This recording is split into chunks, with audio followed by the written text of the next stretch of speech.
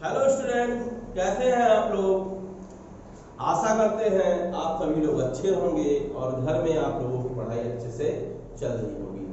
जैसा कि आप लोग जानते हैं कि हम इस क्लास में फिजिक्स के पार्ट 11 का अध्ययन करने जा रहे हैं।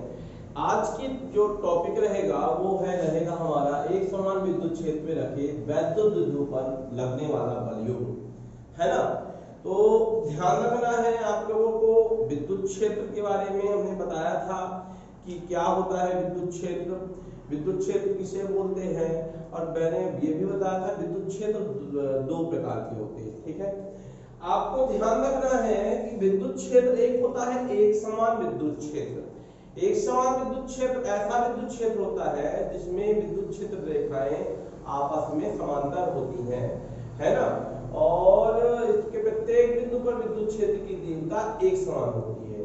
जबकि असमान विद्युत क्षेत्र ऐसा विद्युत क्षेत्र है जिसमें प्रत्येक बिंदु पर विद्युत क्षेत्र की तीव्रता अलग अलग होती है। ठीक है ना। तो आज हम इसी टॉपिक को स्टार्ट करने वाले हैं। इसके लिए हम लोग क्या करते हैं, मान लेते हैं ये है एक समान विद्युत क्षेत्र। क्या है ये बच्चों, एक समान विद्युत क्षेत्र, और इस पर एक वैद्युत द्विध्रुव रखा हुआ है। क्या रखा हुआ है बच्चों, वैद्युत द्विध्रुव ए भी रखा हुआ है। ये है ए और ये है हमारा बी।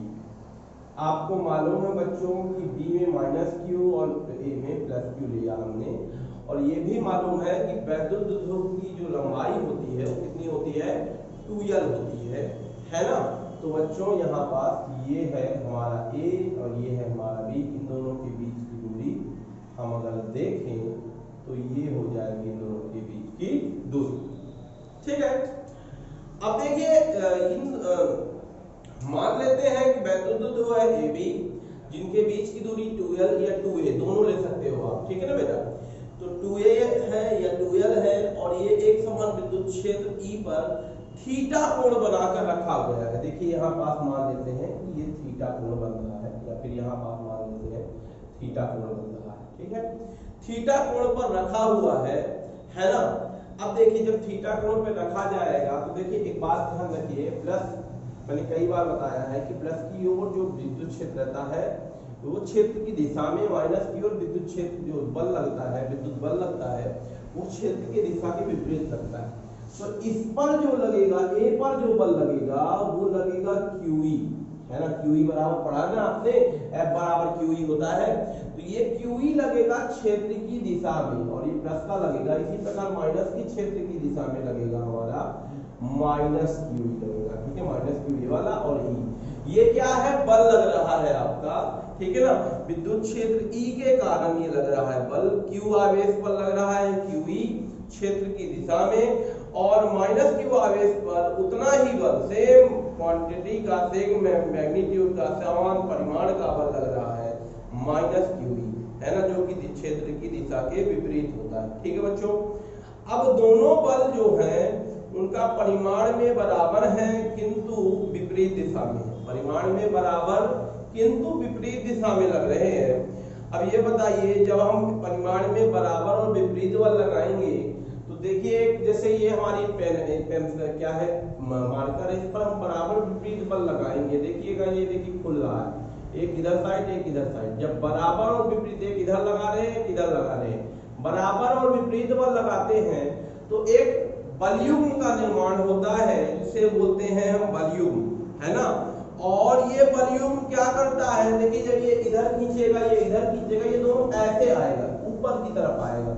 यानी सीधी सी बात है, सीधा आने का प्रयास करेगा, यानी कि द्विध्रुव को घुमाकर ये क्या करेगा, समांतर लाने का प्रयास करेगा। और इस समांतर जो लाने का प्रयास करने वाला बलयुग्म है इसे बोलते हैं प्रत्यानयन बलयुग्म। क्या बोलते हैं बच्चों, प्रत्यानयन बलयुग्म बोलते हैं। और इस प्रत्यानयन बलयुग्म का, प्रत्यानयन बलयुग्म का जो आघूर्ण होता है वो हमको निकालना है। आघूर्ण को पता ही है आपको, मैंने आपको कई बार बताया है कि आघूर्ण जो होता है बल और दोनों बलों की लंबवत दूरी से मिलकर बना होता है। यानी एक बल और दोनों बलों के बीच लंबवत दूरी।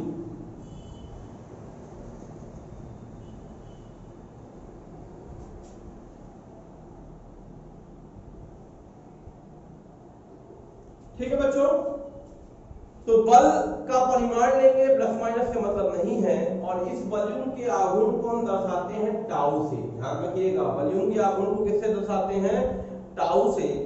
अगर हम यहाँ देखें बल कौन सा ले रहे हैं, ये क्यू ही ले रहे हैं, कोई भी एक, और लंबवत दूरी का मतलब ये दूरी बेटा, ये देखिए ये दूरी अगर हम मिला दें तो यहाँ सी हो जाएगा, तो ए थी लंबवत दूरी कहलाएगी। तो बल क्या लग गया हमारा? क्यू ही लग गया बेटा, और ये लंबवत दूरी क्या लग गई हमारी? ए थी। देख लीजिए ध्यान से, बल लग गया है हमारा क्यूई, और लंबवत दूरी जो है वो है हमारा एसी, और एसी जो है इसकी वैल्यू हमको फाइंड करनी है। इसको फाइंड करने के लिए जो देखिए त्रिभुज बन गया हमारा ए बी सी बन गया है ना, इस त्रिभुज को लेंगे, त्रिभुज ए बी सी में क्या हो जाएगा?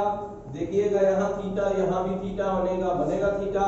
अब यहाँ पास देखिए लंब कौन सा है? सी हमारा लंब है, और साइन थीटा देखिए यहाँ पास हमको एसी निकालना है, तो एसी लंब आता है, हमको मालूम ए बी है, एसी लंब है, एसी हमको फाइंड करना है, और ये जो है हमारा 2l ये हमें दिया हुआ है। तो सीधी सी बात है, लंब बटे कर्ण क्या होता है? साइन थीटा होता है, तो साइन थीटा बराबर AC अपॉन AB हो जाएगा। अगर हम AC की वैल्यू फाइंड करेंगे तो यह आ जाएगा हमारा AB साइन थीटा। अभी बताइए AB कितना दिया हुआ है? AB दिया है 2l दिया हुआ है, तो ये हो जाएगा हमारा 2l साइन थीटा। ठीक है ना बच्चों? अगर हम इसको समीकरण नंबर 1 ले लें, तो समीकरण नंबर 1 में मान रखने पर क्या हो जाएगा? मान रखेंगे तो कितना हो जाएगा बच्चों? AC बराबर हो जाएगा 2l, AC बराबर टाउ बराबर हो जाएगा बच्चों कितना? QE बराबर हो जाएगा AC की जगह 2l साइन थीटा। अब बच्चों देखो 2l और q एक साथ लाते हैं, तो 2lq या 2ql जो भी लिखना हो, 2ql और साथ में e साइन थीटा। अच्छा बच्चों ये किसका है होता है वैल्यू? p की वैल्यू होती है ना? 2ql जो होता है वो होता है द्विध्रुव आघूर्ण की वैल्यू, है ना बच्चों? तो द्विध्रुव आघूर्ण होता है, तो ये क्या कितना हो जाएगा? टाउ बराबर pe साइन थीटा, और यही है हमारी वैल्यू। ठीक है ना बच्चों? यही है हमारी वैल्यू।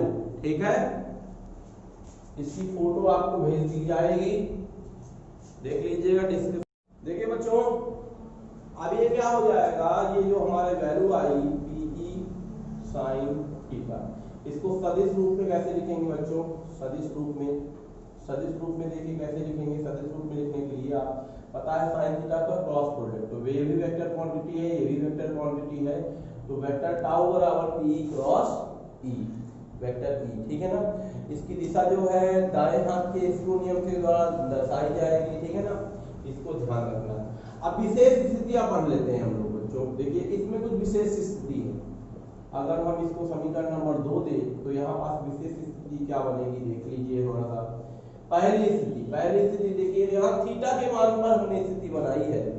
पहली स्थिति यदि थीटा बराबर क्या हो बच्चों? यदि थीटा बराबर 0 हो, तो थीटा बराबर क्या हो? 0 हो, तो क्या हो जाएगा? यहाँ पास आ जाएगा हमारा टाउ बराबर pe साइन 0। साइन 0 की वैल्यू क्या होती है बच्चों? 0 होती है। ये वैल्यू टाउ की क्या आ जाएगी? हमारी 0 आ जाएगी। ये पहला कंडीशन है। यानी आप बोल सकते हैं कि यदि मान लीजिए आपका ये द्विध्रुव इसके समांतर है, द्विध्रुव इसके समांतर है, विद्युत क्षेत्र के समांतर है, इस कंडीशन में जब थीटा बराबर 0 होगा तो यानी इसके बीच कोई एंगल नहीं बनेगा, तो जब हमारा द्विध्रुव विद्युत क्षेत्र के समांतर होगा तो हमें कोई भी आघूर्ण लगाने की जरूरत नहीं होगी। दूसरा नंबर देखिएगा, दूसरा हम लिखते हैं थीटा बराबर कितना? यदि थीटा बराबर कितना हो? 90 हो, तो देखिए टाउ बराबर pe साइन 90 और साइन 90 की वैल्यू कितनी होती है बच्चों? 1 होती है। कितनी होती है? 1। तो ये टाउ मैक्सिमम आ गया, यानी कि अगर आपका 90 डिग्री पर है, कितने डिग्री पर है? 90 डिग्री पर, तो बल आघूर्ण जो होगा वो हमारा अधिकतम होगा। कैसा होगा? अधिकतम होगा। ठीक है ना बच्चों? ठीक है, ये थी हमारी कुछ विशेष स्थिति, इनको आप लोगों को याद रखना है। ठीक है ना बच्चों? ये क्या था हमारा? एक समान द्विध्रुव क्षेत्र पर स्थित बिंदु को घुमाने में या लगने वाला बल युग्म। ठीक है, इसी से संबंधित एक सवाल देख लेते हैं बच्चों, देख लीजिएगा थोड़ा सा। एक सवाल है हमारा इसी का से संबंधित, उसको मैं करवाने जा रहा हूं। वो क्या सवाल है हमारा? मान लेते हैं, ध्यान दीजिएगा, एक वैद्युत द्विध्रुव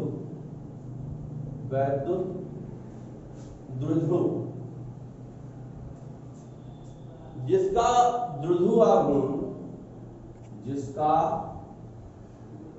द्विध्रुव आघूर्ण 4 into 10 की पावर -9 कूलाम मीटर है, 5 into 10 की पावर 4 न्यूटन पर कूलाम के